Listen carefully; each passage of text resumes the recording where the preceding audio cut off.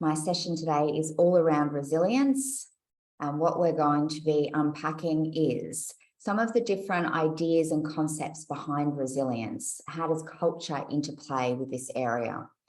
This session was specifically designed for those of you who are working in social justice, human rights, working with trauma survivors, and we will talk through what are some of the areas that we should be looking out for. We will then focus on, at the end, primarily strategies. What can be done? How can we support ourselves and others? To begin, resilience, the definition itself, there's not an overall universal agreement on this term. What is it? We hear different language being used to describe resilience. Some of you may have heard the ability to bounce back, the ability to recover after adversity. It does often speak to recovery, to growth. You can see here on this slide, there's various coping mechanisms that someone may draw from.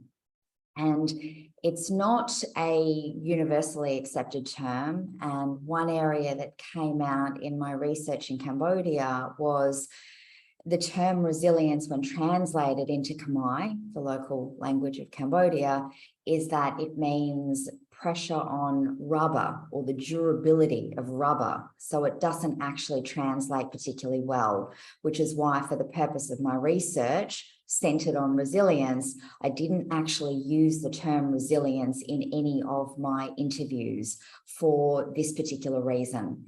But there are ways in which we can use to describe what is resilience. And for those of you that are working with trauma survivors or working with communities, you will see elements of resilience, survival, and moving into how to thrive post event and or period of stress.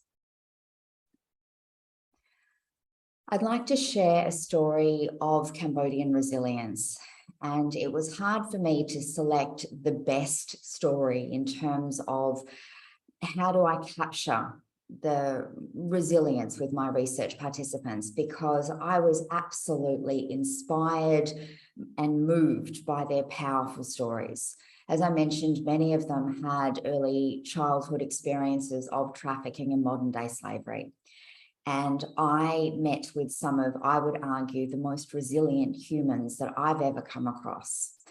And many of them had been supported by non-government organisations and had access to education and healthcare, and had carved a life out for themselves that involved connection to community, families of their own, occupations and careers that often also incorporated supporting others. And so one story I'd like to share involves a young man that I'd met. And he was trafficked at a young age. He came back to Cambodia and was involved in, well, living on the streets and drug addiction and crime as well as a means for survival. He was picked up and supported by a non-government organisation there. And he tells a story of his grandfather who died when he was 8. And he really wanted to make his grandfather proud. So he was in school with a lot of behavioural issues. He was almost expelled from school as a teenager, but he made this decision. I'm going to learn how to read. I'm going to have a life that my grandfather would be proud of. And the man that I met with was a doctor. He was working in the slums of Cambodia with another NGO, providing health checks for children, some of whom had had a lot of the same trauma experiences that he had had as a child. He was also in his final year of studying surgery. He was an outstanding individual and human. And one of the areas that comes up in resilience is, I'm going to actually start with the second point on this slide. Jung, famous psychotherapist, coined the term wounded healer, and the story that I gave just speaks to this. What Jung said was sometimes people are compelled to work in professions and fields that help others that have either similar stories to their own, or in a way where the healer can actually heal their own wounds through that support of others. And I see this a lot in the human rights field. I also see this in my area. There's been very large studies done in the US around social workers, and one in particular suggested that almost 50% of social workers had been diagnosed with a mental health issue prior to studying social work. We see in addiction therapy, there are many people who have had their own battles with addiction. Same with eating disorders as well. We see that when psychologists specialize in eating disorders, according to one study, 30% of them have had their own lived experiences of eating disorders. So how does that relate to people working in the field? It means that when we are holding space for others' stories and their lived experiences, we may in fact be more susceptible to vicarious trauma, which is a term I'll unpack shortly. And so how do we recognize when we are or potentially moving towards experiencing high stress, burnout, trauma symptoms of our own by holding space for survivors? And this doesn't just happen to wounded healers. It can happen to anyone working in this space. In my current work, I do a lot of work with Fortune 500 companies all over the world. And I was talking to an organization, and this arm was in Kenya. And one participant had commented that they had been submerged in data around HIV spread across Africa. And they were compiling this data.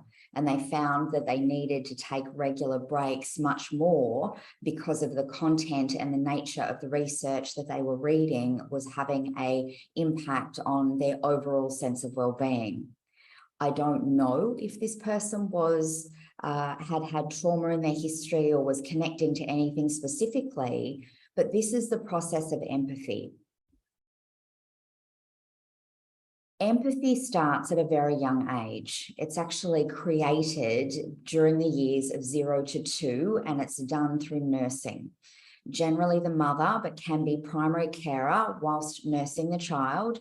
The mother looks into the eyes of the baby looks into the mother's eyes, and neurons fire at the same time in the mother's brain as it does in the baby's brain. And this process is referred to as mirror neurons. We see this with adults. When you look at two people and their body language is matching, so one might lean in like this and the other matches and leans in like this, the same thing is happening, mirror neurons. So when I say we're wired to connect, we quite literally are. And it means that that process of empathy for people working in the field of human rights can sometimes be a double-edged sword.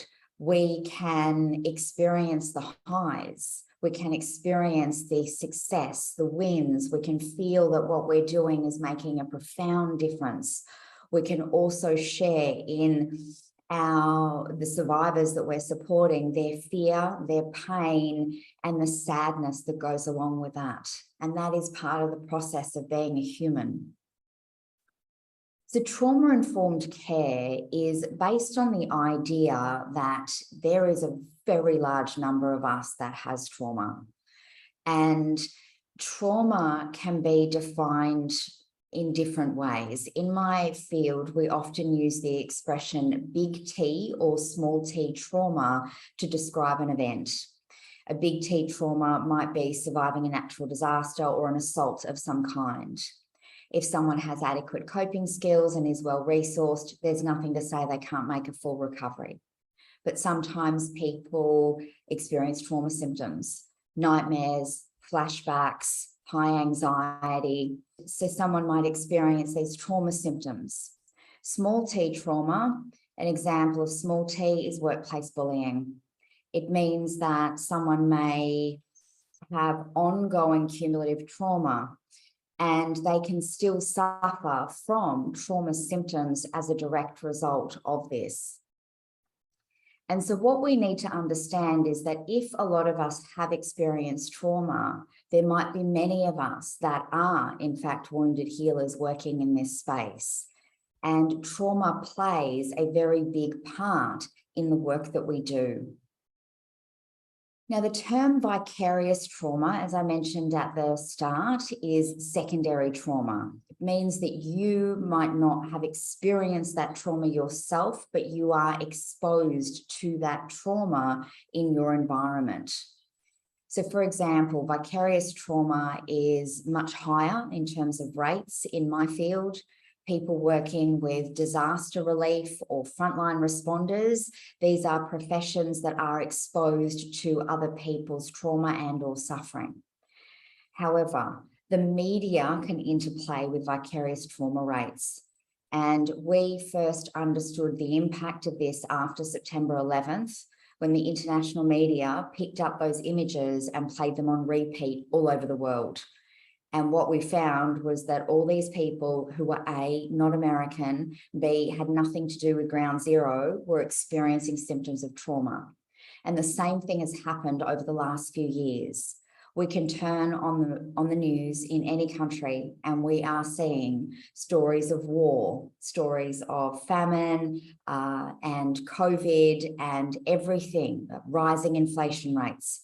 And it's important to know that even if we're not experiencing it directly, if your brain sees it as a threat or a potential threat to your well-being, you might experience that on your stress response as if that threat is very much pending. And so when we're exposed to suffering on an ongoing basis, and that process of mirror neurons and empathy occurs, we can become much more in tune with trauma and experience our own trauma symptoms. Compassion fatigue, burnout, and vicarious trauma share a lot of the same symptoms, and we'll come to that in just a moment. And sometimes people will be asking, what is the difference? So compassion fatigue is very much linked to trauma. It's exposure to trauma or material surrounding that.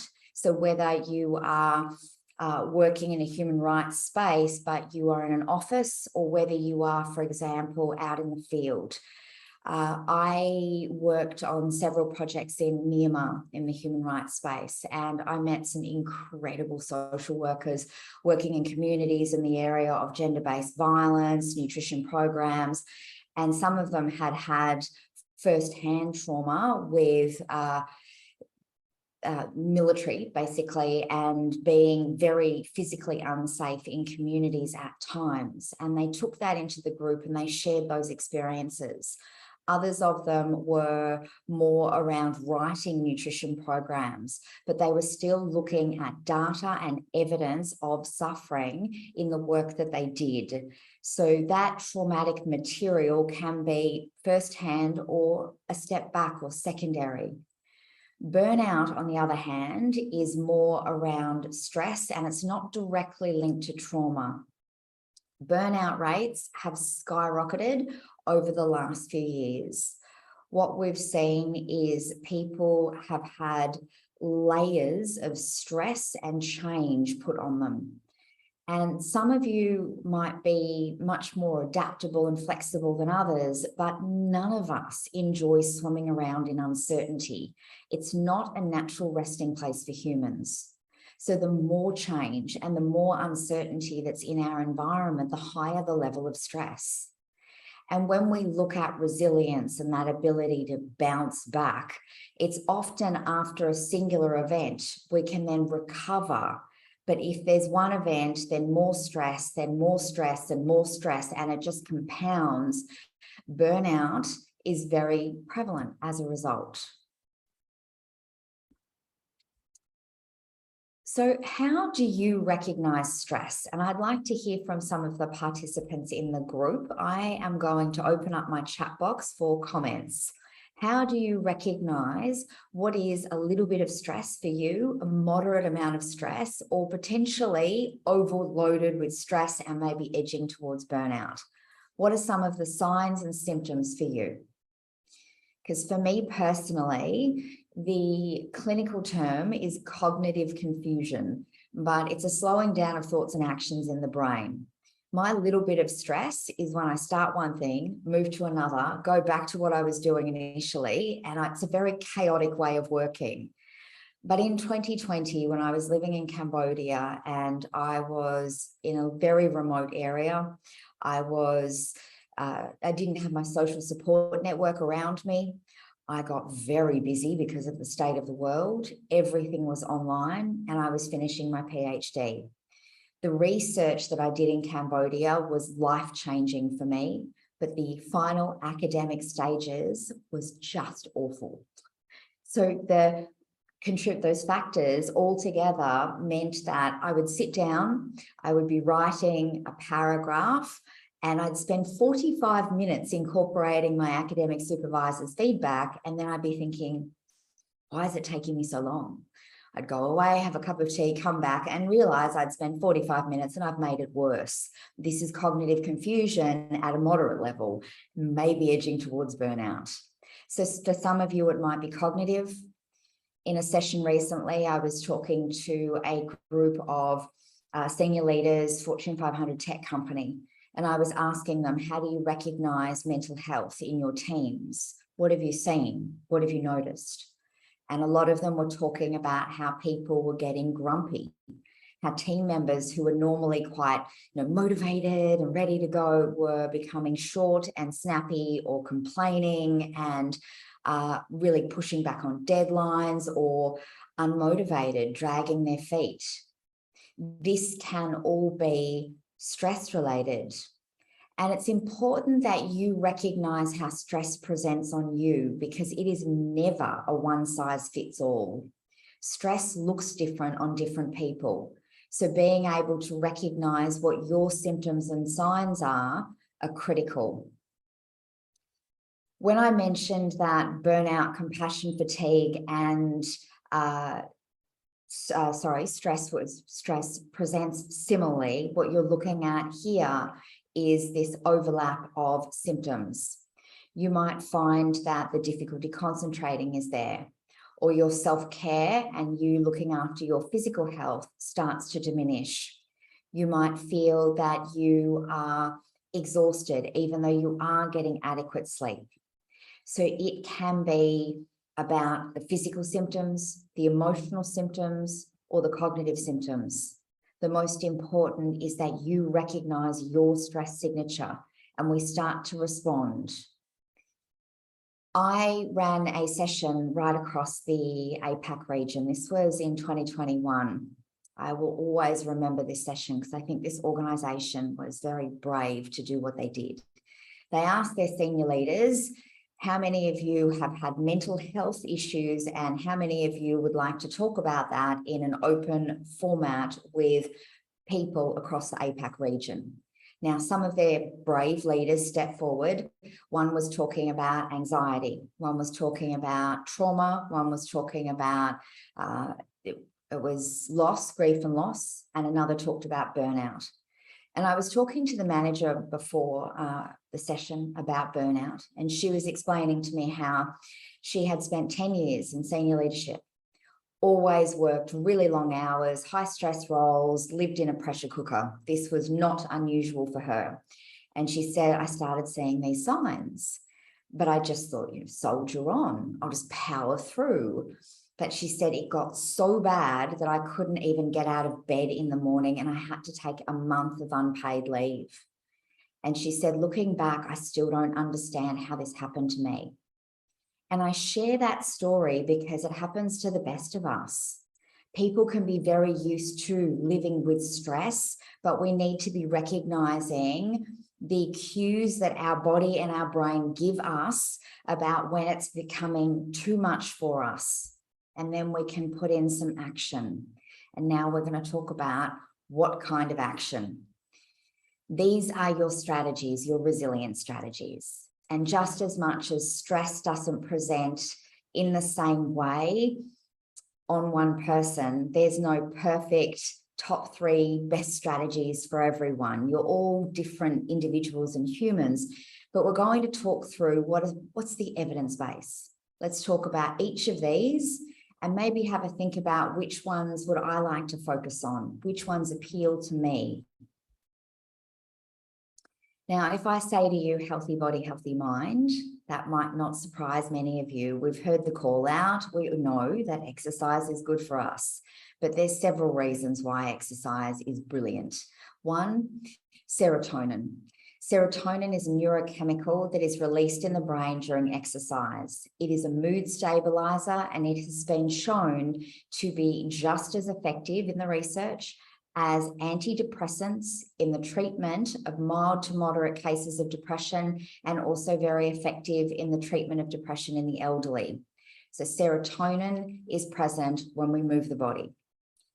Also, with exercise, and particularly high intensity exercise or anything that makes you sweat, stress cortisol, which is a hormone that floods the body during peak times of stress, it comes out in our sweat and in our tears. So yes, you could sit in a sauna or a steam room. And for those of you in tropical countries, you might just go outside and start sweating, but you can sweat out your stress quite literally. So if your response to a high stress day is I'm going to go for a run or go to the gym and sweat out my cortisol levels and get serotonin in the brain, this is a fabulous strategy. But you can see here as well, we have nutrition, and our sleep as well is critical as a baseline for well-being.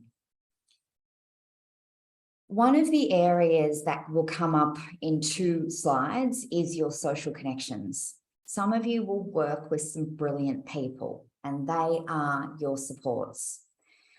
I remember when I was doing my research in Cambodia, one of the NGOs that I worked with and recruited participants from was Hagar International. And I spent much time in their offices, and I would look at some of their social workers and community workers and the way that they would interact with each other.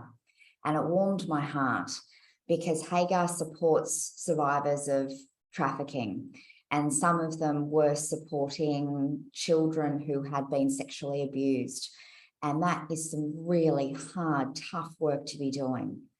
And I would see the way that they would communicate with each other and joke and laugh in the lunchroom and talk about when they had a overwhelming experience or feelings. And I could see the closeness and the bond that they had with each other from the other side of the room. It was lovely. And this kind of collective care and creating an environment of psychological safety where you can share what's going on with you, with your colleagues who, if they're doing something similar, are very well placed to understand exactly how you are feeling. Boundaries are hard for people in the helping professions, because you are quite literally trying to help people. So often your answer to everything is yes, can do. How do you recognize when it's time to say no? Some of you might really struggle to say no, and I will put my hand up in this category as well. I tend to say yes to lots of things and then try to work it out how I'm going to fit it all in later. But if you're working a lot, it's important that you allocate time for you. What do you enjoy? What activities are important to you? And who is important to you? How can you be incorporating those 2 things, social connection alongside of activities that you enjoy? And looking towards your self-reflection and awareness.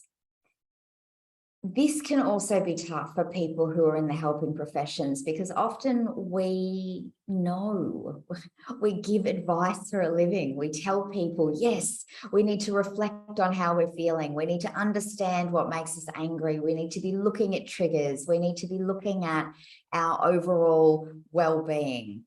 But then do we do it ourselves? Because some of you might actually like to take a look at, on Google Images, something called the feelings wheel or wheel of emotion. You'll see a circular diagram. They have been translated into different languages. There's some for children, and all it is a circular diagram of feelings.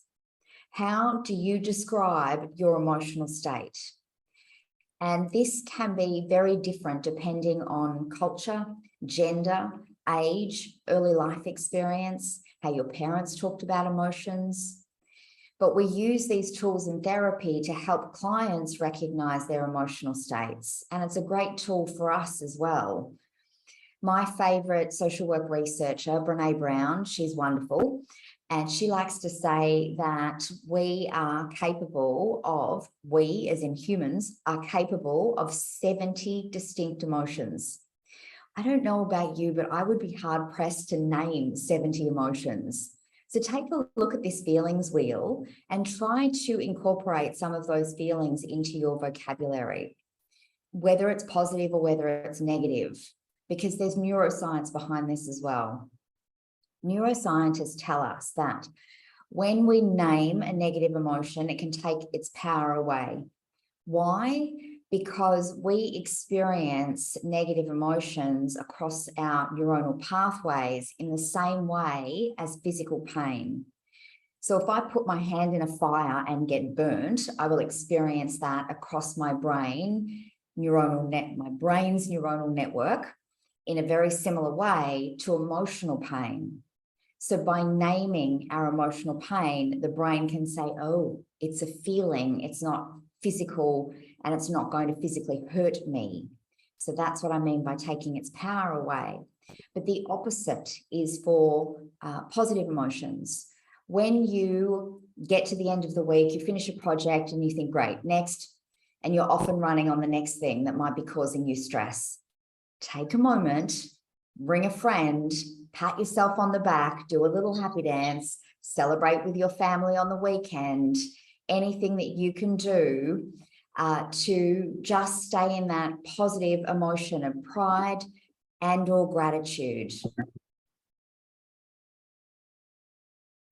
Okay. So our next area here is mindfulness, and mindfulness can be a bit of a buzzword, meaning it gets thrown around a lot, that we need to be mindful. But mindfulness has been a big part of different religions and different spiritual practices right across the globe for a really long time before psychologists started throwing it around like a buzzword. But mindfulness, you can take an activity and just do that one activity in a mindful way. Neuroscientists tell us that we have 75,000 thoughts per day, of which we're only aware of a fraction of them. So from the moment you are awake and conscious in the morning, your brain is off and running. So having a mindful moment, whether that is breathing exercises, yoga, listening to something on YouTube, doing a sleep talk down, anything that just brings you into the present moment and into your body can be really helpful. But you can also take any other activity. You can mindfully brush your teeth. You can mindfully eat and just eat the food. Don't answer any emails. Don't look at your phone. Don't do 14 things at once, because that's what the brain often does. And that adds to our stress level by making us more overwhelmed. So mindfulness at various points throughout the day is great for managing our stress levels. I made earlier comments about the media and the impact that that can have on both vicarious trauma and our stress levels.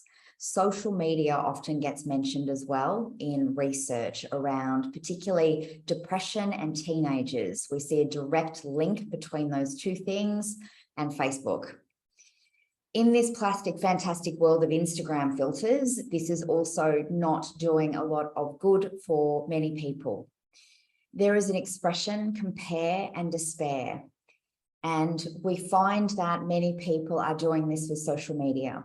Even though we know as adults, we look at social media and this is not necessarily an accurate representation of someone's life. We know this, but our brain can look at these pretty pictures, compare our life to someone else, and then we feel low about ourselves. How do you measure your success? And the reason that humans do this, meaning we compare our success and our achievements against others, is because it's also linked into our survival. Mankind is wired to connect and belong to our families and to our communities. So it very much matters if we're a part of our community, because then our chances of survival is greater. So we have been hardwired to care what other people think. And this is why our brain and our body hasn't essentially evolved for the kind of information that is coming at us 24/7, whether that is the news, social media, or constant barrage of notifications.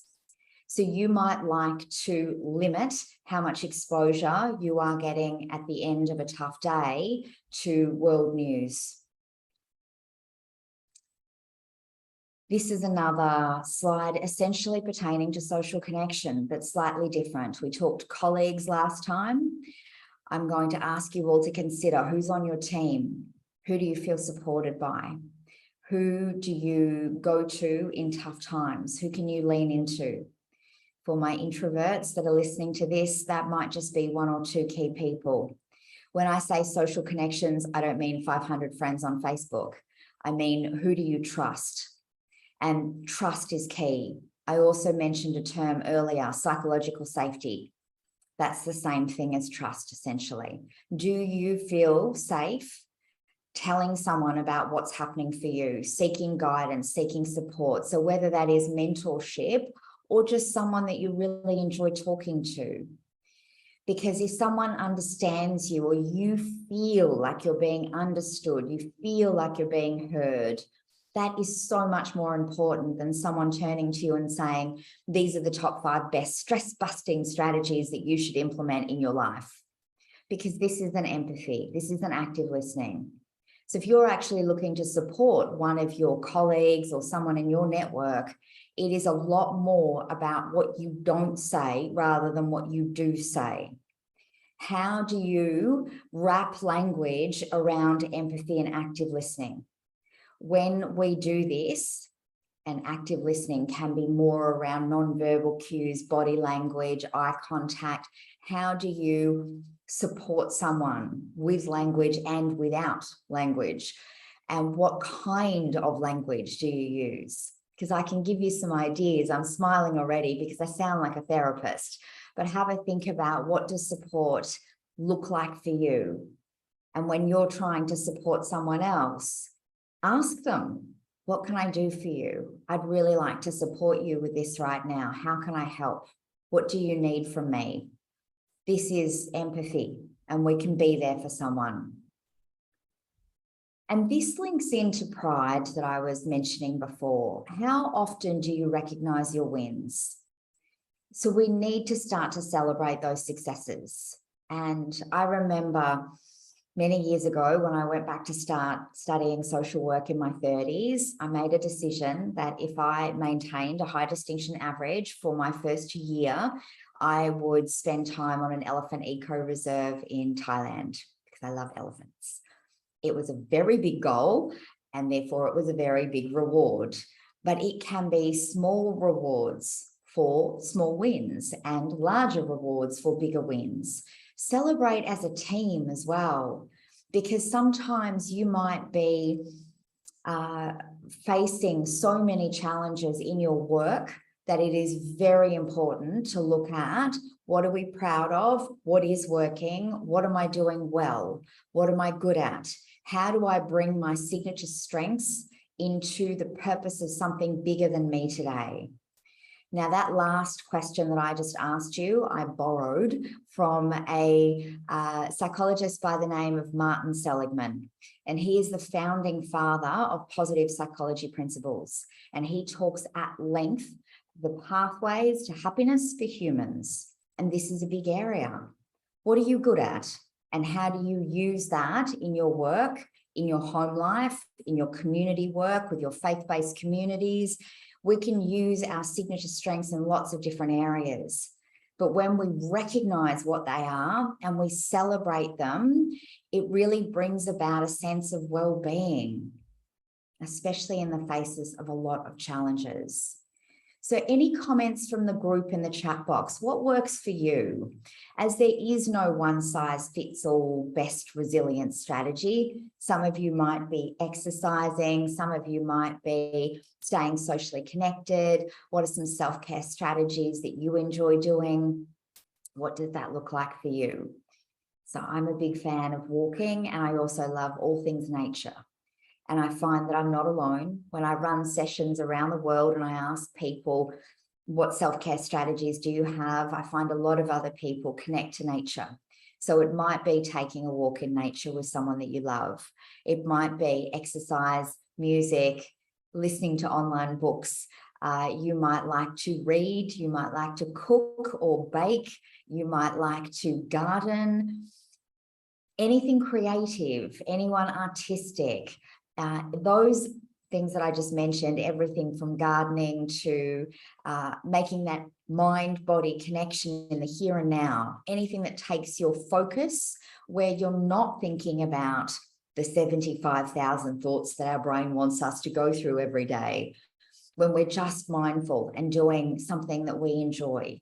This can be a really excellent strategy. And when it comes down to, well, what is the best one for me? It's simply, what are you likely to stick to? What do you enjoy doing? And what can you incorporate given your work and your timelines and other family commitments?